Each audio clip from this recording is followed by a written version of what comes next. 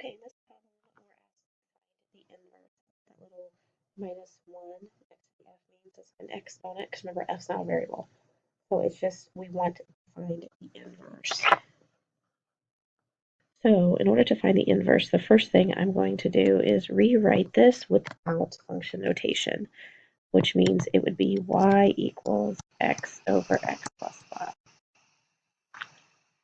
Now, to find the inverse, we have to switch the x and the y. So it'll now be x equals, and then y over y plus 5. And that's what we have to solve now. We're going to solve for y, and then that will be our inverse. So in order to solve for y, let's take it out of this weird fraction. So I am going to create a space. I'm going to multiply both sides by y plus 5.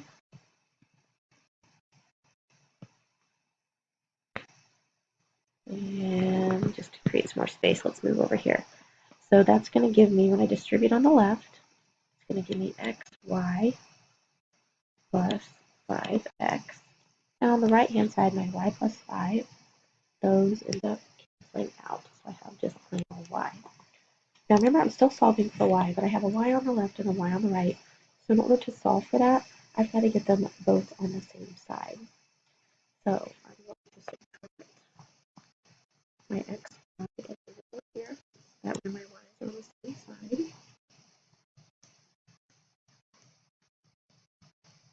And now I can factor out a y. Give me 1 minus x. And finally, I can solve for y by dividing by the 1 minus x. So my final answer, just using the example, would be y equals 5x over 1 minus x. So there's my inverse. The only other stipulation we would have to put on here, if they wanted us to, would be x cannot equal positive 1, because if it does, then I've got 0, and that can't happen. So my inverse function, if we were to write it in function notation, the inverse function would be 5x over 1 minus x. On 17, we're asked to find the average rate of change of the function from x equals 3 to x equals 4. So what I have to do is I need to complete the two ordered pairs. So I have x for 3, and I've got to find the y that goes with it. And I'm going to have the 4, and I got to find the y that goes with that. So let's plug these in and see what we get. So this would be 10 times 3 squared plus 3, which is going to be 9 times 10 is 90 plus 3, so 93. And then I've got to plug in the 4, so 10 times 4 squared plus 4 is going to be 160, well, it would be 16 times 10, 160 plus 4, so 164. And when it says find the average rate of change, that just means they want us to find or calculate the slope. So slope would be, let's do 164 minus 93, and then I have to do 4 minus 3. That's the easy one. 164 minus 93 would be, looks like 71. So what's the average rate of change? It would be 71. Number 18 says sketch a graph of the given function, and we have, it looks like the negative x cubed. So recall what your cubic function looks like, and then remember the negative in front just flips it upside down. So let's flip over to an online graphing calculator.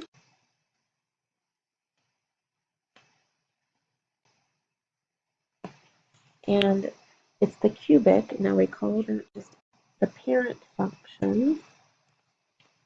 So here is the cubic function. So when I put a negative in front of it,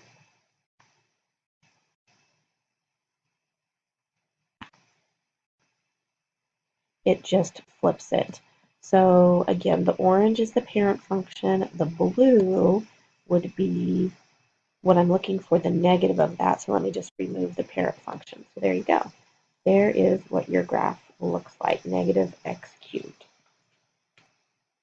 Number 19 says determine whether the function is even, odd, or neither.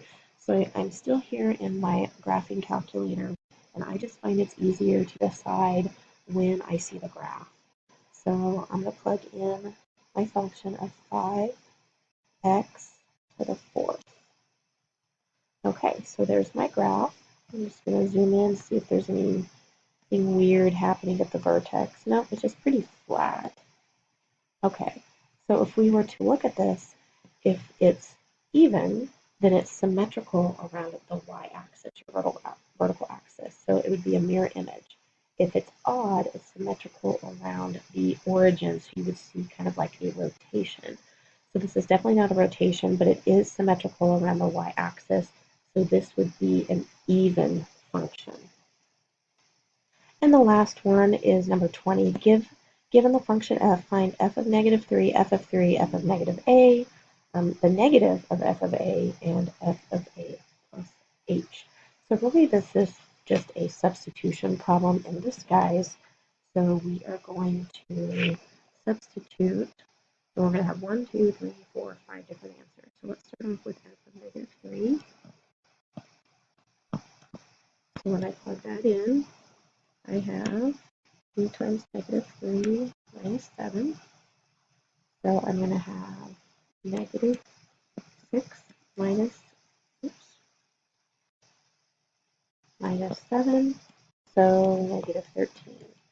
So when I evaluate the f function with an input of negative 3, my output or my y value is negative 13. So there's one part. So now let's try putting in positive 3. So it'll be 2 times 3 minus 7. So 6 minus 7, so negative 1. So f of positive 3, when I evaluate the f function with an input of 3, my output is negative 1.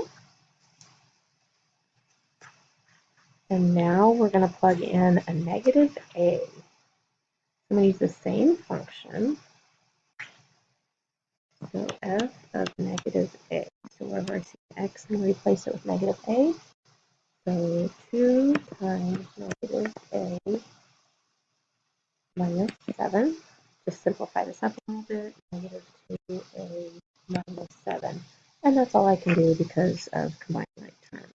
So if I evaluate my function with an input of negative a, my output is negative 2a minus 7.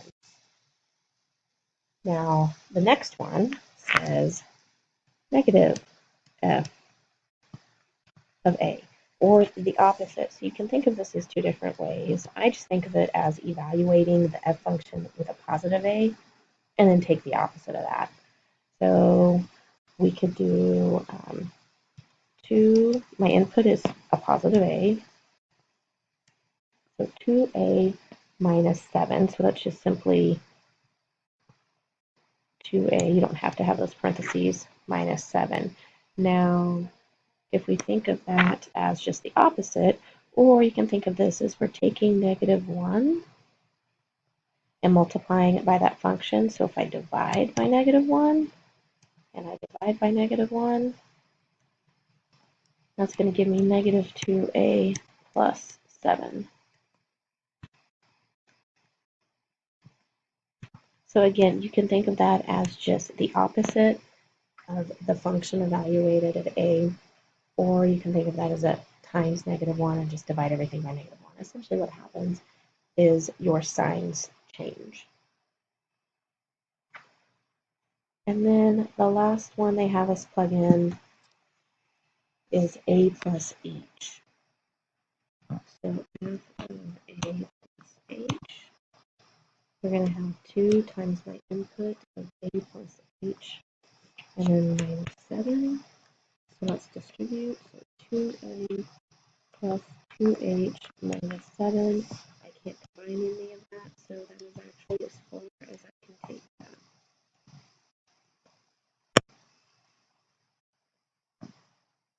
So that would be my final answer, 2a plus 2h minus 7.